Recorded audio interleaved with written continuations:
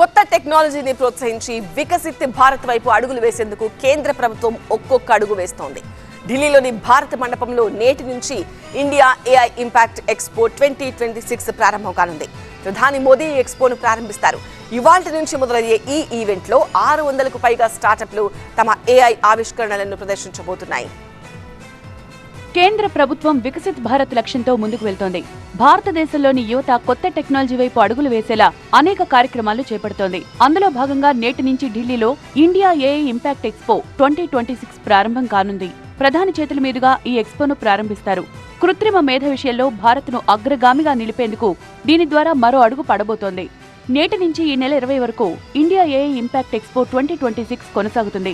5 రోజుల పాటు జరిగే ఈ ఎక్స్పోలో Japan, Russia, Australia, Britain, France, Germany దేశాలతో పాటు మొత్తం 13 దేశాల పెవిలియన్లు ఏర్పాటు చేశారు. దేశవ్యాప్తంగా ఉన్న 600కు పైగా హై పొటెన్షియల్ స్టార్టప్లు తమ సరికొత్త ఆవిష్కరణలు ఇక్కడ ప్రదర్శించబోతున్నాయి. 300కు పైగా ఎగ్జిబిషన్లు, లైవ్ డెమోలు ఏర్పాటు చేశారు. ఇండియా ఏఐ ఇంపాక్ట్ ఎక్స్పో 2026లో ప్రపంచంలోని 40 మంది దిగ్గజ సీఈఓలతో ప్రధాని మోదీ భేటీ అవుతారు. శామ్ ఆల్ట్మాన్, బిల్ గేట్స్, డెరియో అముదయ్ లాంటి దిగ్గజ సీఈఓలతో భేటీ అవుతారు మోదీ. రాబోయే 5 ఏళ్లలో భారత ఏఐ మార్కెట్ సామర్థ్యం $17 బిలియన్ కు చేరనుంది. దీనిపై ప్రపంచంలోని అగ్రశ్రేణి కంపెనీల సీఈఓలతో ప్రధాని మోదీ చర్చిస్తారు. ఈ ఈవెంట్ తర్వాత భారత ఏఐ మార్కెట్ సామర్థ్యం మరింత పెరిగే అవకాశం ఉందని నిపుణులు అంచనా వేస్తున్నారు. వివిధ దేశాల నుంచి ప్రతినిధులు హాజరు కావడంతో మన దేశంలో ఏఐ మార్కెట్ సామర్థ్యం పెరుగుతుందంటున్నారు.